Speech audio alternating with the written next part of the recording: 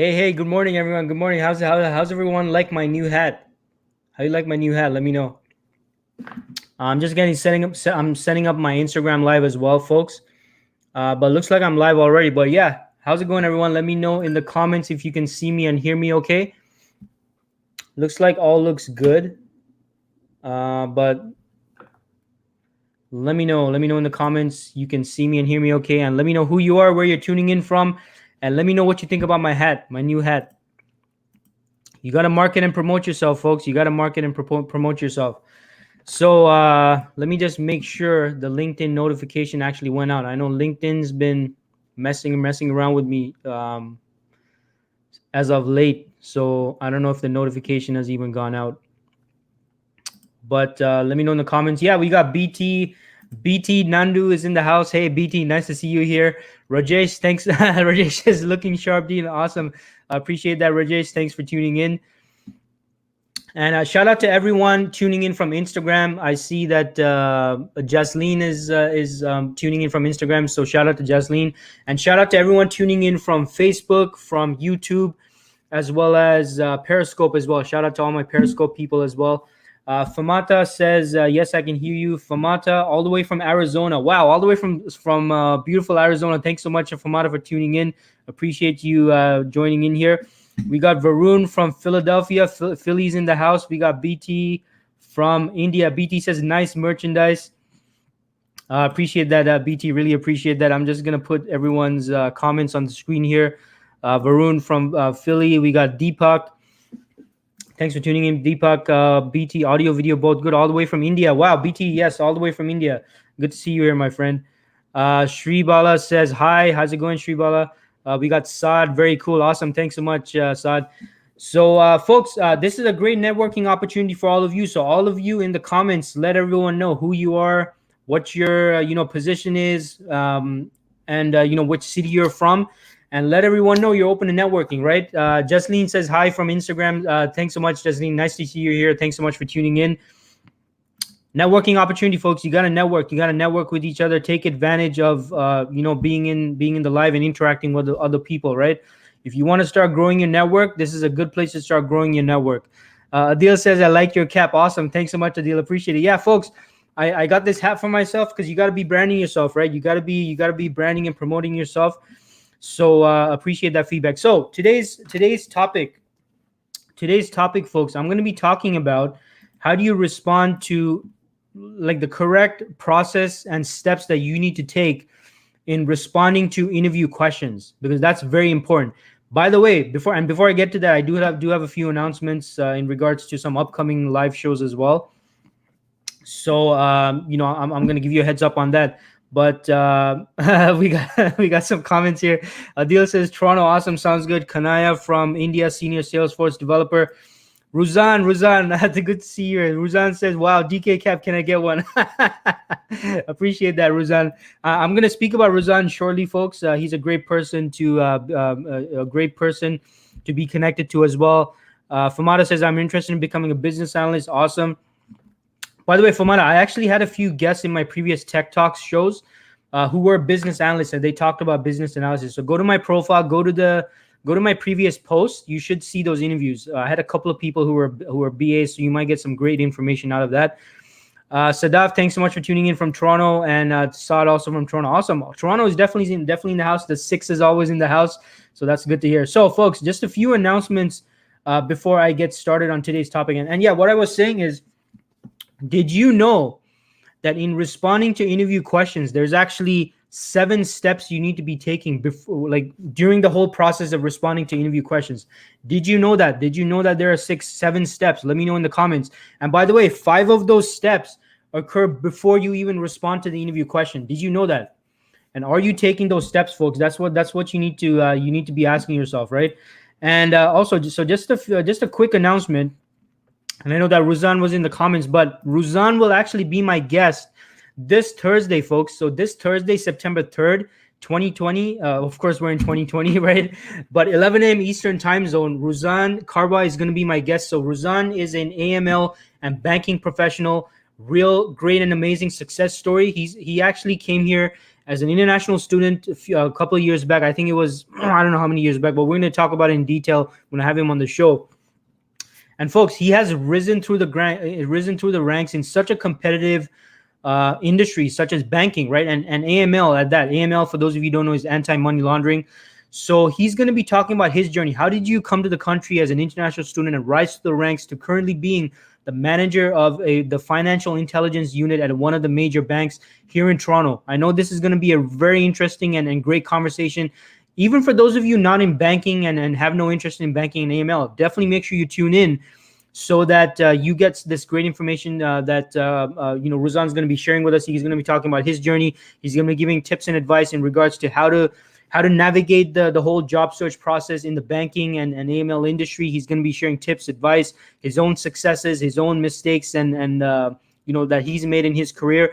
Great conversation, folks. So make sure you tune in. It's going to be this Thursday, September 3rd, 11 a.m. Eastern time zone. For my friends on Instagram, I can't really multi-stream it to Instagram. So you have to, for those of you tuning in on Instagram, you have to tune in on either LinkedIn, my YouTube channel, Facebook, or Twitter or Periscope. All right. So just want to let everyone know. So without further ado, what I'm going to be, and by the way, shout out again to Ruzan. Nice for you to drop in here, Ruzan. So make sure everyone tunes in for this very special segment that's going to be on this Thursday at 11 a.m. Eastern time zone. All right. So that being said, folks, I'm going to get into today's topic. Right. And we got a shout out here from Sumant on Instagram. Nice to see you tuning in, Sumant. Appreciate your comment. So folks, today's topic, very important, right? What are the steps you need to take before you even before and even while you're responding to interview questions, right? And I wrote down 7 things here. I got my notepad here. And by the way, folks, you need to be taking notes if you're actively a job seeker. If you're coming here for great information. Firstly, thanks for tuning in, and secondly, you're in the right place for great information. Those of you who are tuning in for the first time, my name is Dean Kulaweera. So I've been in the recruitment industry for 8 years. Recently made a split from the industry. I'm currently focusing entirely on IT job search coaching for IT professionals. But every week I put out a whole bunch of content for everyone. No obligation, no strings attached, none of that. And every Wednesday specifically, Wednesdays I go live at 11 a.m. Eastern time zone. And I talk about various job search topics. And I answer all of your questions live on this stream. And it's not only here on LinkedIn, also on YouTube, Facebook, as well as Twitter and Periscope as well. Yeah, Khatija, thanks so much. Khatija is another great person to follow, folks. She focuses entirely on LinkedIn, right? How do you market yourself on LinkedIn? How do you create your brand? So make sure you follow Khatija. Thanks so much, Khatija. Appreciate the compliment there. So folks, the 7 steps, right? Let's get right into it. How are you currently responding to questions at interviews? How are you responding? Are you taking the proper and correct steps? Now, I wrote down 7 steps that need to take place before and during your response at an interview, right? And actually, you know what? I just thought of an 8th step. So let me just write down the 8th step. You just bear with me, folks, because I want to make sure that I'm sharing all the information all of you need to succeed in your job search. Okay, got it. I wrote down the 8 steps. So correction, there's 8 steps. All right. Now, step number 1. And by the way, when I'm going through these steps, you guys had to have an open mind. All right. Don't say, oh yeah, I already knew that and blah, blah, blah, this and that. A lot of these steps might be occurring subconsciously or you might have to make a conscious effort for making sure you hit each and every one of these 8 steps, folks. All right. So I know my banner says 7 steps. But it's okay, whatever. I'm not going to take the time to do that. I'm going to get right into it. So look, step 1, folks. Step 1 is listen. Listen to the question. Now, a lot of you might think, oh, yeah, Dean, what's the big deal? Like, obviously, I'm going to be listening. Folks, as a recruiter working in the recruitment industry for 8 years, I can tell you, I can confirm a lot of you are not listening. A lot of you do not listen as much as you should or as properly as you should to the question that's being asked. So if you're taking notes, make sure you write it down, folks. You should be writing notes, right? By the way, right? Step number 1 in responding to interview questions: listen to the question. A lot of you, and the reason why I stress this, a lot of you, when you're at your interviews and the person's asking the question, right? Like halfway through the question, I already know what all of you doing. I already know what each and every one of you doing. By the way, by the time the person is just halfway through the question, you're already thinking about how to respond. right? Let me know in the comments if that's the case, right? And maybe some of you might be embarrassed to admit that, but hey, look, nothing to be embarrassed about, folks.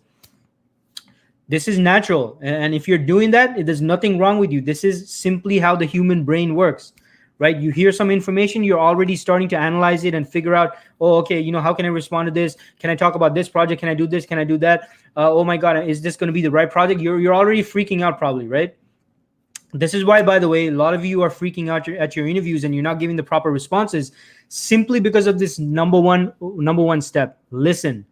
Do not think. This is where you had to make a conscious effort to not let your mind start racing, and you're starting thinking about all these scenarios and these situations. And you might even be thinking, oh my God, the last time I answered this question, I failed it, I flunked it, I wasn't able to give a good response. No, folks, focus on listening. Listen. Step number one is listening. Do nothing else. Completely give your undivided attention to the interviewer and just listen to the question. That's all you need to do. Step number one is listen. No matter your mind starts racing, no, put a conscious stop to that. Just listen to the question, right? That's step number one. Step number one is listen to the question. Now, step number two, which kind of ties into step number one, is do not interrupt the interviewer for whatever reason, right? If you need a clarification, you don't understand the question, that's fine, but wait until, do not interrupt them until they completely finish asking the question, right?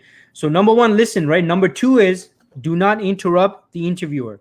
Now, the reason why this is very important, folks, in terms of not interrupting the interviewer is, firstly, it's rude, right? Everyone, I'm sure all of you agree with me. First and foremost, to interrupt someone while they're talking, when they're asking a question, it's rude. I don't like when people interrupt me, so I do my best to never interrupt other people. Now, sometimes, I don't want to get into a whole tangent there, but, sometimes you get excited and you want to start responding, and that might be happening at your interviews. So make sure you're not doing that, folks. You're going to make sure you're not interrupting. And the reason why, so the first reason you don't want to do that is, of course, it's rude. It's impolite. It's rude. It's going to annoy the other person. And you know what? If you keep doing it throughout the interview, it's just going to piss people off, folks, right? And you don't want to do that. Now, the second thing is the question might have multiple components to it. A lot of you start getting right into, they ask the question, they ask the first part of the question, you guys start responding right away. You cut the other person off, and they might not even bother continuing with their question, right? Because you're already being annoying. Like they're already feeling like, oh my God, I got to get this person out of here. There might be a multiple components and multiple parts of the question, folks. And this is why you do not want to interrupt. You want to let the person completely asking the question and give it like a few seconds. I'd say take a 2 second pause after they finish asking the question, just in case there's another component or another part to the question. Or just in case, if it's a panel interview, someone else on the panel wants to chime in and add something additional to the question, right? So that's step number two is do not interrupt. It might be a multiple component question, and you might just piss off the people that are at the interview. It's just annoying. It's impolite. It's rude. Do not interrupt, right? And again, if it's a panel interview, there might be other people on the panel that want to add their additional thoughts or components and stuff like that. And also the other reason you don't want to interrupt is they might even help you out. They might even give you a hint. Some people do that, right? At the interview when they're asking the question. So make sure you do that, right? Now, step number three, and a lot of you do not do this, right? And this is especially important for the multiple component questions that you might be getting asked. And that is be open. Have a notepad and pen with you and be open to taking notes, folks. Now, this might seem like a whole, a totally new concept for some of you, because a lot of you are like, yeah, I don't take notes. I don't bring my notebook. It's rude and stuff like that. Folks, I'm not saying take university and college level notes. I'm not saying have your head down and be taking notes for the whole conversation like this where you're not making eye contact. That's not what I'm saying, folks. What I'm saying is have a notepad and pen ready just in case that they ask, a multiple component question. While you're responding, you might forget the multiple components, right? And I don't want all of you going into your interviews and they're asking these maybe complex questions or questions that might have multiple components, and you're not hitting each of those components. Now, some of you might say, hey, well, if Dean, if I forget some of the components, they're going to remind. I'm just going to ask them about it, and they're going to let me know. Yeah, that's fine. You can definitely do that. But what if you forget that you actually missed a component of the question? What if that happens, folks? What if there's a multiple components to a question? You start responding. You let's say you responded the first two components. There's a third component you completely forgot and you didn't respond to that. and you thought you answered the whole question, and now you forgot that you missed a part, and you don't ask them. Now, the interviewer might not remind you because they might assume you don't know the answer you don't know how to respond to that third component, right? So this is why you need to be taking brief notes when they're asking a question. You want to, and again, I'm not saying take the, right, have your head down for the whole interview conversation. What I'm saying is, as you're speaking to them, as they're telling you the multiple component question, they're asking, hey, Dean, if you were in such and such situation, how would you do A? How would you do B? And how would you do C? While they're talking about A, B, and C, I'm taking very brief notes. And you know what? At the beginning of the interview, what you can do is you can say, hey, look, so-and-so, I do like to take notes in regards to the questions just to make sure I'm able to hit all the angles you want me to hit for each of your interview questions. So if you don't mind, I will be taking brief notes in our conversation, so I make sure that I'm responding to all the questions that you ask.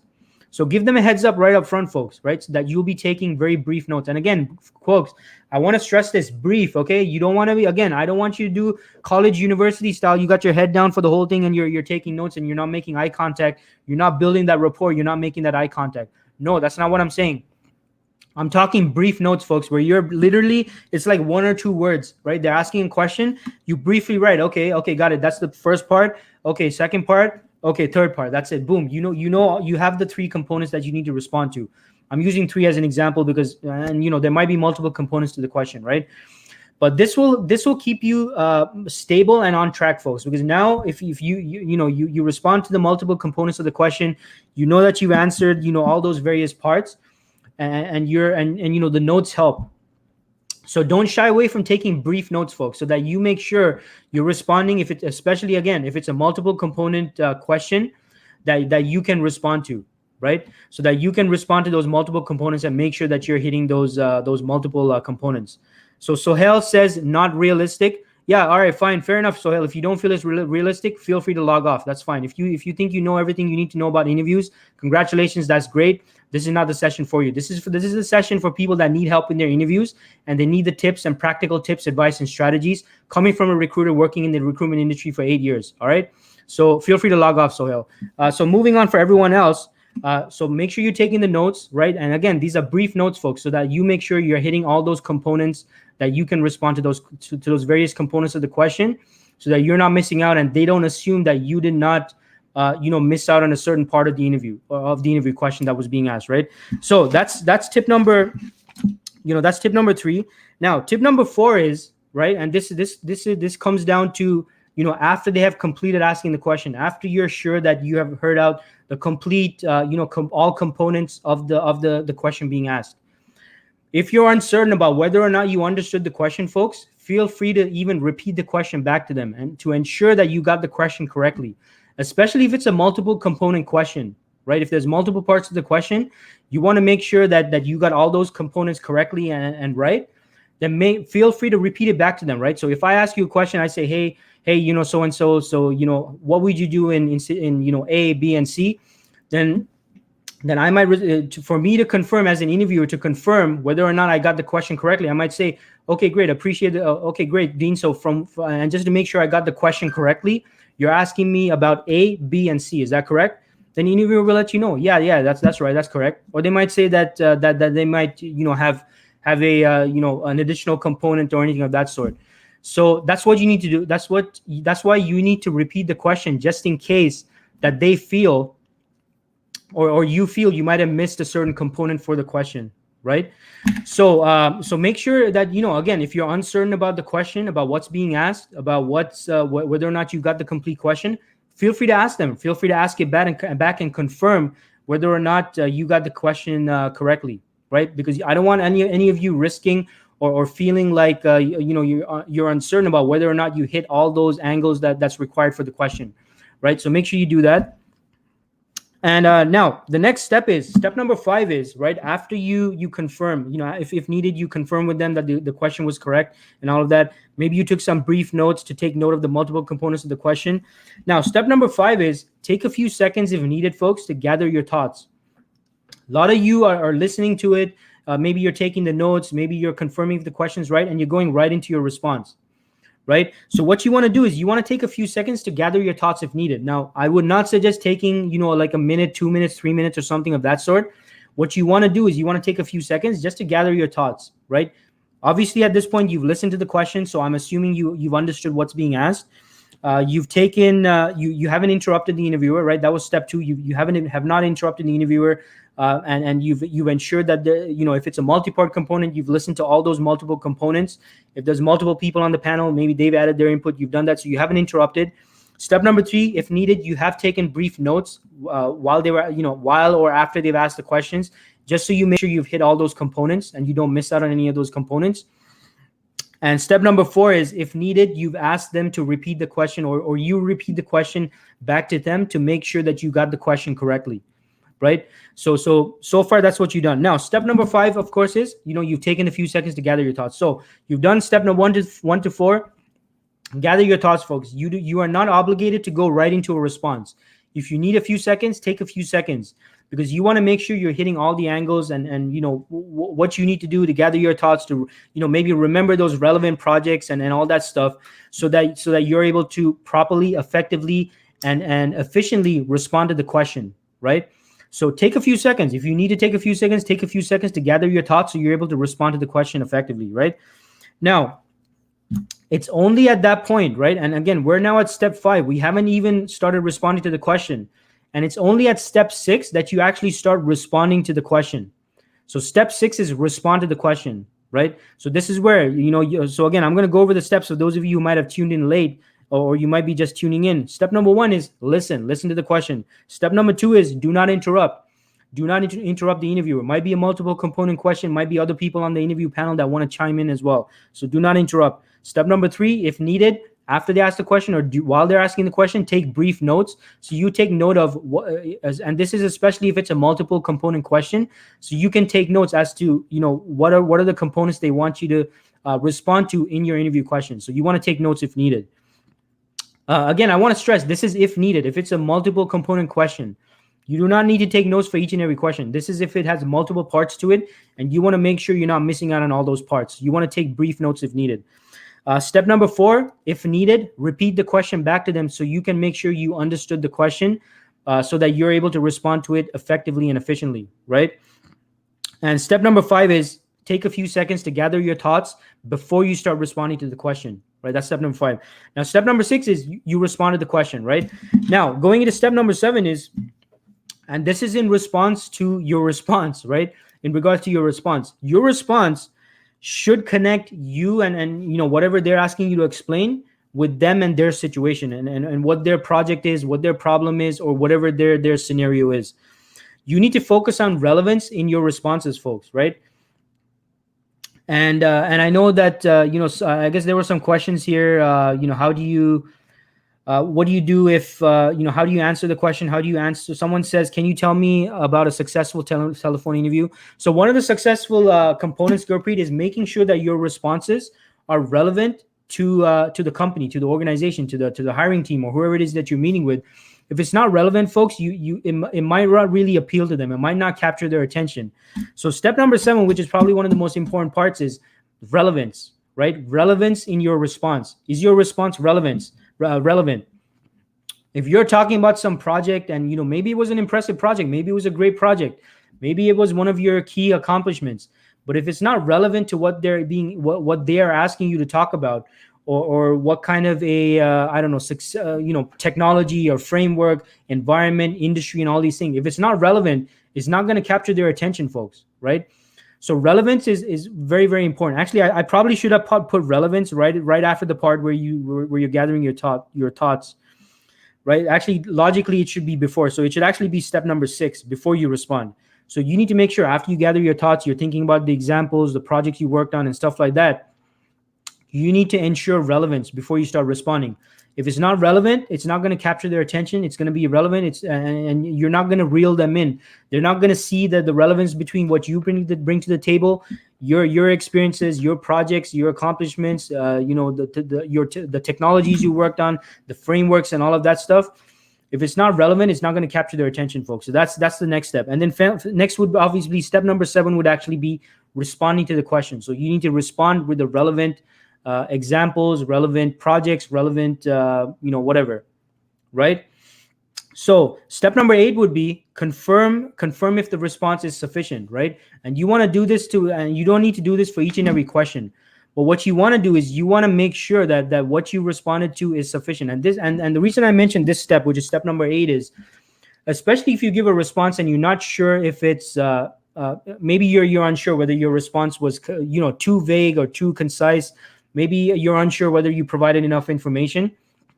Then you want to make sure you want to make sure it's not too short, or you're not being too short, too vague, too abrupt. You can always ask, hey Dean, did that answer your question, or would you like me to expand on that a bit further? Right. So this is the case where if you're uncertain, if your response is too vague, too abrupt, or too concise, or whatever the case is, and you want to make sure you give a complete response. If you're uncertain about that, step number 8 would be confirm with them whether or not they want you to expand on your response, right? So those are the 8 steps, folks. So hope that helps. So again, I'm going to repeat the steps. So step number 1 is listen, right? Step number 1 is listen completely. Put your full attention on the question being asked and listen. Don't start thinking on how you're going to respond or anything like that. Just listen, 100% just listen. Step number 2 is do not interrupt. You do not want to interrupt the interviewer, right? You do not want to interrupt the interviewer. You don't want to interrupt. If it's a panel, there might be other people who might want to chime in. So do not interrupt, and give it 2 seconds after they finish asking the question, just to make sure that there's no additional components. Step number 3 is take brief notes if needed. Now, this is important if it's a multiple part question. There might be multiple parts to it, multiple components. So if needed, you want to take brief notes so that you can remind yourself as to whether you're hitting each of these parts that they're asking you about, right? Step number 4 is, if needed, repeat the question back to them, right? And again, this goes for if it's a big question, if it has multiple parts to it, you want to make sure you've covered all those parts. You might want to repeat the question back to them to ensure that you got the question correctly and you received the question correctly, right? Step number 5 is take a few seconds to gather your thoughts. You're not obligated to respond right away. If you need a few seconds, take a few seconds. Obviously, you want to avoid taking, like 2, 3, 5 minutes or something like that. That's a little bit overboard, but take a few seconds to gather your thoughts. Step number 6 is ensure relevance in your response. Make sure as you're thinking about your response, those projects, those wins, those successes, and all that stuff, make sure it's relevant, and try and put as much relevance as possible to the organization, to the hiring team, whoever it is you're meeting with. So make sure that relevance is there, right? And the step number 8 is, if needed, if you feel your response might not have really hit the bar, or might be too vague and too abrupt or something of that sort, you can always confirm them with them and always ask if they want you to further expand on your response. So you might say, hey Dean, would you like me to further expand on that, or is that sufficient? Something of that sort, right? So those are the 8 steps, folks. Those are my 8 recommendations in regards to your interview questions. So make sure you take note of this, and make sure you take a conscious effort into doing these when you're responding, right? So that you're not missing out, various components of those questions you might be getting asked at the interview. So that not all interviewers are going to give you a heads up. They're not going to say, hey Dean, you missed out on this part of the question. They might not, because most interviews might just assume you don't know how to respond to that part of the question, or you don't know how to respond to it, or you're not aware of that certain thing that they asked you about. So to avoid that, you need to make sure that you're very thorough in how you're analyzing these questions, and if needed, taking note of them, and then responding to them with relevant responses, right? So hope this information helped, folks. And I'm going to open it up to questions at this point. So let me know in the comments all of your questions in response to what was covered today, or anything in relation to your job search, right? Regardless. So make sure you put in the comments. So let me see here. So BT says, absolutely, you're right. Always jumping on it before the recruiter finishes the question. Yeah, absolutely, BT. It happens a lot. I've experienced this as a recruiter, and I've received this as feedback from hiring managers as well. Sometimes, folks, just simply interrupting is enough to make a hiring manager actually completely turn down a candidate. I have experienced that as a recruiter. With candidates that I have represented, that I've sent off the interviews, and they constantly, maybe they kept interrupting the interviewer, and it just rubbed off on them the wrong way. And the feedback would be, hey Dean, look, this person kept interrupting. I just, I can just imagine what it's going to be like working with them. I just don't want to deal with them, we don't want to move ahead with this candidate. It's happened, folks. So you got to make sure you don't interrupt. Don't think it's just a little thing. Make sure that you're aware of that it can really annoy, piss off, and anger other people. So don't interrupt. But great point there, BT. Definitely agree with that. Someone says, "I love the new hat, Dean." Hey, I appreciate that. Appreciate that, my friend. Appreciate it. I'm not sure who that is. Unfortunately, it doesn't put the name of some of you, but thanks so much to whoever put that in. BT says it took me some time to practice listening. Yeah, absolutely, BT. You know what? This skill, listening skill, folks. No one's born with it. Like it's a skill just like anything else that you have to develop. You had to initially make a conscious effort. Best way to practice is with your friends and your family, maybe, right? Like when they're speaking, when they're talking to you, are you listening? Are you a good listener? Are you effectively listening, or are you cutting them off and going right into a solution? Right? Everyone has friends like that, right? Ever had a friend like that? You have some kind of a problem, you call them up, you start telling them your problem, but they don't listen. They go right into giving you a solution. All of us have experienced that, right? It's frustrating, right? Maybe you just want to vent. Maybe there's other parts of the problem you wanted to tell them about, but they're not listening. They go right into trying to give you a solution. So think about it like that. Obviously, interview is a different situation. It's a different scenario, but at your interviews, kind of similar. You need to make sure that you're exercising good listening skills, and you listen completely to the question, understand the question before responding. Someone once told me something great, actually, and what they said was, look, you got to listen to understand, not listen to respond. A lot of job seekers out there are listening to respond. What you need to be doing, folks, is listening to understand and then respond. Because if you don't understand, your response is, it might not be the kind of response that will be effective, right? So keep that in mind. So Nandini says, I'm from Mississauga. Awesome. Sounds good, Nandini. Good to see you. I think you tuned in a few weeks back as well to one of my live streams. Khatija says, you're right. We listen to talk with our rehearsed script. That's the human response. Active listening needs to be consciously practiced even before the interview. Yeah, absolutely. Completely agree with you, Khatija. Great advice there. Definitely agree with that. I definitely agree with your viewpoint. You got to listen to understand, folks. You got to listen to understand before you respond. A lot of people, a lot of job seekers, and this is based on my experience working as a recruiter. And recruiters, all we do is talk to people. We're always interviewing candidates, right? I think in a slow month, I probably interview maybe 40 candidates a month. My busiest month, my record has probably been 83 interviews in 1 month. So so because I get to do this in large numbers, that's what my advice is based on, folks, right? Based on these large numbers. So I get to see a lot of patterns at a very high level. And this is something definitely, Khatija, I agree with you, is that a lot of people, they're not exercising this listening skill, right? They're listening to respond. I definitely see that a lot of people do is they listen to the question, but they're thinking of a response that's going to appeal to the person that's asking the question, or they're not properly listening to the question. So you need to listen to understand, folks. Don't just listen to respond. You need to listen to understand, and then respond, right? So we got Gurpreet here. Gurpreet, I kind of touched on your question before, but Gurpreet says, can you tell me something about successful telephone interview? So Gurpreet, that's a pretty broad question because there's so many parts to a successful telephone interview. But and I'm not sure which aspects you're asking about here, but just at a very high level, and this goes for the rest of you who might be wondering, for a phone interview, first of all, make sure that you're in a quiet, distraction-free environment. You want to make sure you're able to focus entirely and 100% on the conversation. You want to make sure you have your and these might be obvious things, but make sure your cell phone is on a full battery. You're not worried about the cell phone dying out. You want to make sure you have a strong network signal, right? You want to make sure you're in a good network signal area. Other than that, you want to make sure that on the phone, on the phone interview, folks, all you really have to convey your personality, who you are, your enthusiasm, your interest for the role. The only thing you really have to convey that who you are is your tone of voice, Gurpreet. So make sure you're injecting your personality into your voice. You're conveying that enthusiasm. You're conveying that interest. Because again, all you have is your vocal tone, right? You don't have your body language to show your interest anymore. That's the added component of face-to-face communication is. And I'm sure all of you have heard, right? They say that 80% of communication is body language, right? So what do you do when you don't have that ability to convey body language? On the phone, all you have is your voice, your vocal tone. So definitely convey your personality using your vocal tone now, Gurpreet, right? And other than that, the standard stuff. Research the company. Make sure you definitely research the company. Do your due diligence. Be aware of their primary products, services, solutions, anything that's active right now on in terms of the the media, in terms of any ventures they're currently going with, maybe any acquisitions they've currently been going through.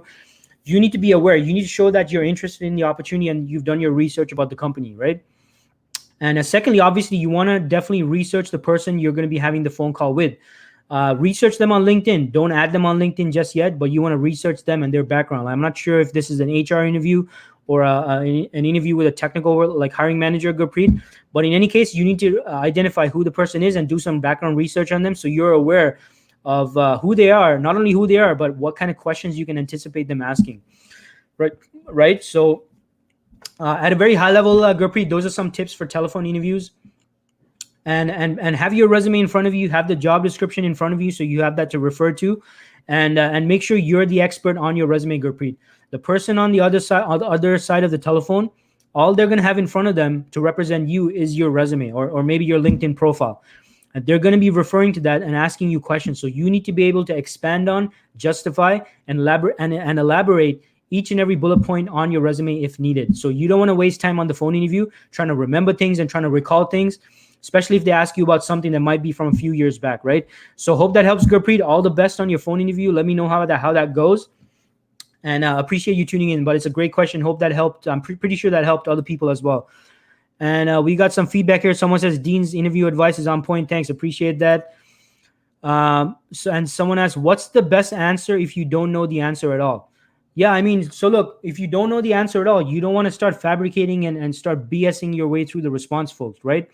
So if you can't think of any answer at all, I mean, the best thing is to let them know you don't have any answer, right? But I would avoid doing that. And at least, and again, this depends on the context, right? So let's say they ask you something about some tool, right? And you don't have any experience with that tool. Now, the incorrect way for your response would be for you to say, yeah, Dean, I don't have any experience with that tool. And that's it. If you're only leaving your answer at that, that's not the right approach. You need to show why, despite the fact that you don't have that specific experience, you're still a great candidate, folks. That's what you need to be aiming for. So the correct response would be, hey, Dean, I don't have experience with that specific tool. However, Dean, I have worked with a similar tool. It's and it's tool ABC, very similar to what you're using at your organization. This and this and this are the similarities from what I understand. And due to those similarities, I can very easily implement the tool that you're using at your organization. In fact, an example of the tool that I used, which is very similar to your tool, by the way, is when I was doing project XYZ at company ABC, I did such and such and such, and such and such were the successful results I achieved. So given the similarities between that tool that I've used, Dean, and the one that your organization is using, it'll be very easy for me to pick up on the tool that you're asking me about. That would be a more effective way of responding. So my point is, you want to be honest. If you don't have the specific experience, you want to be upfront about that. You don't want to BS. You don't want to make up stuff, but you still want to show and you still want to communicate how you're still a great, viable, excellent candidate for the role. So think of similarities, other maybe something similar you can show and speak about, right? If you don't have anything similar, give an example of some situation in the past where you had to learn, pick up on, and develop something new or whatever your situation was from scratch, and you were able to get successful results. So you need to still show why you're still a good, viable candidate, right? So I hope that helps, and great question. Ruzan says, in my opinion, great tips shared till now coming from a person who has been in the hiring manager's shoes multiple times. Yeah, awesome. Appreciate that, Ruzan. And yeah, folks, Ruzan walks the walk and walks the talk, right? I mean, he's a hiring manager, and he has he's going to be on my show again this Thursday, 11 a.m. So he's going to be sharing a lot of job search tips and advice and interview tips and advice from the perspective of a hiring manager, folks. So make sure you don't miss that. It's going to be Thursday, 11 a.m. So make sure you tune in. Appreciate that, Ruzan. Great feedback, and thanks for tuning in. Sohail says, explain your answer with the help of real situation, scenario, issue, then describe strategy, approach, logic you took, and then the solution, steps, procedure you performed to solve, and then explain what the impact outcome was of those actions you took. You could also support your answer with definition, transaction code, process flow, data flow, program, table, etc. Yeah, I mean, I definitely agree. Those are great steps, Sohail, in the actual response to your interview question.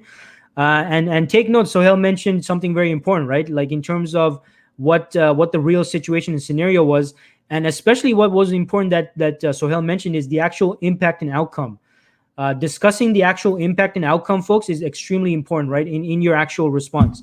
So make sure you do that in your interview responses as well. So definitely agree with that, Sohail. Gurpreet says, should we use ATS keyword checker software for resume drafting, or we can do it on our own understanding? Yeah, Gurpreet, you can do that, but you're gonna have to do that for each and every position, then, right?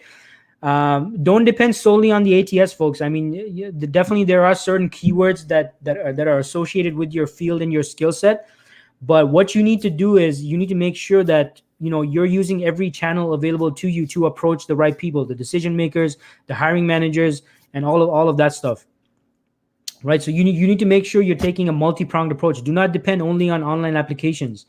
Right. And by the way, this is something that we're covering in the boot camp that I'm collaborating on with Gurpreet Korman. Right. We're covering the job search from end to end. ATS friendly resumes, definitely a component that we're covering on this, but we're also covering all other multiple components as well. So Gurpreet, and for those of you interested, definitely send me a direct message so that I can provide you more information about the bootcamp. For those of you who might be interested in learning more about the bootcamp, I'm happy to provide you with details, pricing, and all of that. But a great question, Gurpreet. Kerry says, great tips. I would be sure to keep your answers short and sweet and do not ramble on. Yeah, definitely agree with that, Kerry. Very important. Folks, you don't want to ramble on and on and on and on. Right. The interviewer can zone out. They might feel like, okay, this is completely off topic now. Doesn't make any sense. So you want to keep your responses concise, direct, to the point, just like Kerry is saying. You don't want to ramble on as well. Now, at the other extreme, folks, you do not want to be too vague and too abrupt either. Right. So concise does not mean be vague and abrupt. Right. What Kerry is saying is he's got to be right in the middle, probably. Right. Concise, direct, to the point. Avoid those two extremes. Don't ramble on and on forever. And you don't want to be too abrupt and vague in your responses too, because those two extremes can communicate that you don't know what you're talking about, or you're trying to avoid the question, beat around the bush, or something else. So keep that in mind. But yeah, absolutely. Definitely agree with you, Kerry. Great advice there. So Peter Zhang says, right to the point. Awesome. Thanks, Peter. Appreciate that. We got Nick. Hey, Nick, thanks so much for tuning in. Appreciate you tuning in. Nick says, thanks for doing this and doing the live about this topic. Awesome. Gaurav says, how to make follow-up. Is it okay to check with them after a week for feedback? Yeah, absolutely, Gaurav. After a week is no issue at all. I definitely recommend, especially within the first month of the interview, I would suggest a weekly follow-up, once a week. That would be my suggestion. So Luke says, what are the hot jobs categories for IT right now? Yeah, Luke, so you got to look at, where the market demand is, right? Definitely cybersecurity is a hot area, software development, hot area. Anything in infrastructure, setting up infrastructure environment, technical infrastructure, especially for those companies that are still kind of getting their technology set up for this whole remote work environment, right? Because we're still not gone back to 100% everyone working out of the office. So a lot of organizations, they're doing these, transformation projects where they're moving from, everyone 100% working on site to getting it so that people are able to work remotely. So a lot of those projects going on as well, right? And again, in connection with that, definitely anything to do with cloud, virtualization, cloud. I mentioned cybersecurity.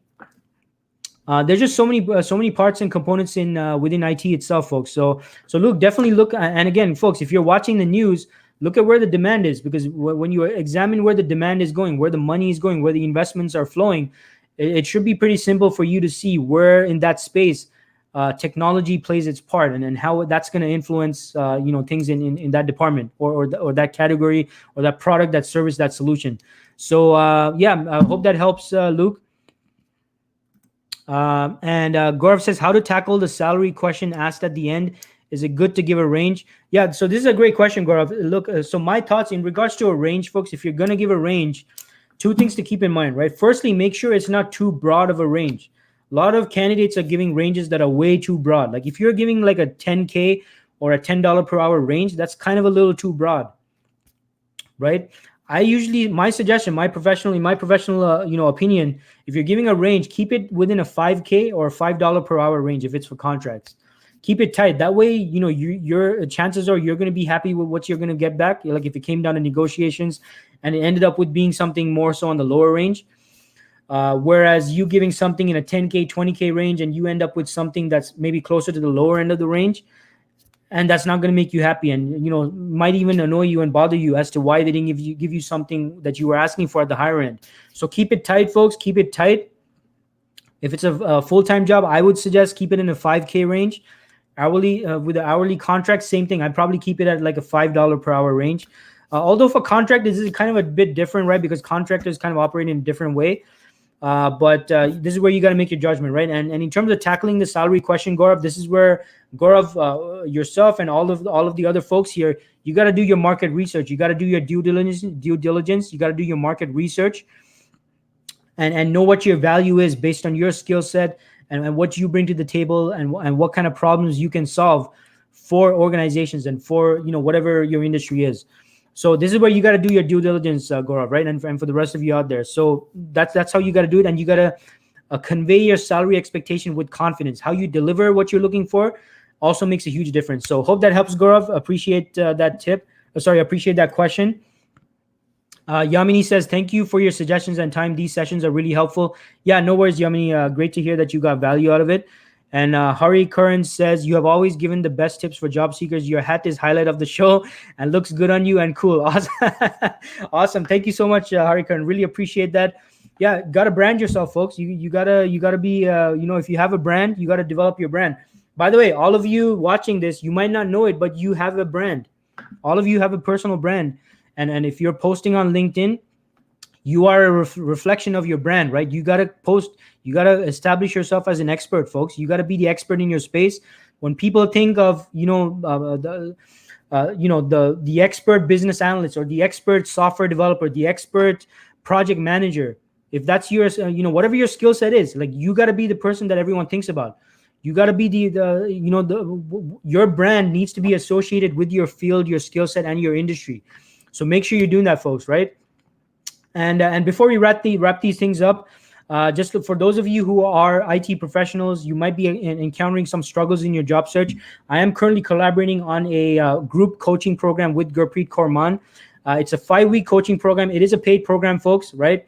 And it's a 5-week program, and it's for IT professionals specifically. And we take IT professionals, everything from the resume stage all the way through to interview preparation and practice interviews, mock interviews, dealing with staffing agencies, IT recruiters and all those things, all the way through to the interview discussions, the salary negotiations, offer negotiations, counter offer negotiations, all that stuff. So it's a very extensive 5-week boot camp program. For those of you who want more information about it, make sure you send me a message or let me know in the comments if you're interested. I'll be happy to reach out and provide you with more information. We can set up an initial Zoom call, and I'll run you through the entire program so you have an idea of what's going to be included in the program, and see if it makes sense for you to make that investment into the group coaching program. All right. But again, feel free to send me the message. I'm happy to provide you with more information. And again, folks, for those of you who are, who enjoy these sessions, make sure you hit like, make sure you share, and you comment. So every week, by the way, mark your calendars, right? Every week, Wednesdays, 11 a.m. Eastern time zone, I go live. I provide my own tips, advice about various job search topics in regards to, helping all of you job seekers in the market. So make sure that, you put that in your calendar, you tune in. So I'm able to help you with those various job search tips and topics. And I, of course, open the floor to questions live as well. So again, every Wednesday, 11 a.m. Eastern time zone, folks, make sure you tune in. I stream here I stream on LinkedIn, on YouTube, on Facebook, on Twitter, Periscope, and also on Instagram Live. So shout out to all my people on Instagram Live as well. And shout out to everyone tuning in from Facebook, LinkedIn, YouTube, Twitter, and Periscope as well. Folks, thanks so much, everyone, for tuning in. And also, by the way, don't forget, this Thursday, 11 a.m. Eastern time zone, same time, I'm going to have my guest, Ruzan Karba, who is going to be speaking about banking, AML, job search tips, job search advice, interview tips, and interview advice for those of you with an interest in the banking industry. And also for those of you who are new to the country, because Ruzan is a great success story. He came to the country a few years back as an international student, risen in the ranks up to, currently being a manager of a financial intelligence unit at one of the major banks. Great success story, folks. So make sure you tune in. That's going to be this Thursday, 11 a.m. All right, folks, thanks so much for tuning in, for your feedback, for your questions and your comments. Really appreciate that. Hope these tips helped. Most importantly, folks, implement this into your interviews, right? The 6 steps that go into responding to interview questions. All right. So hope everybody enjoyed the session. Thanks so much for tuning in, folks. And everyone have a fantastic day.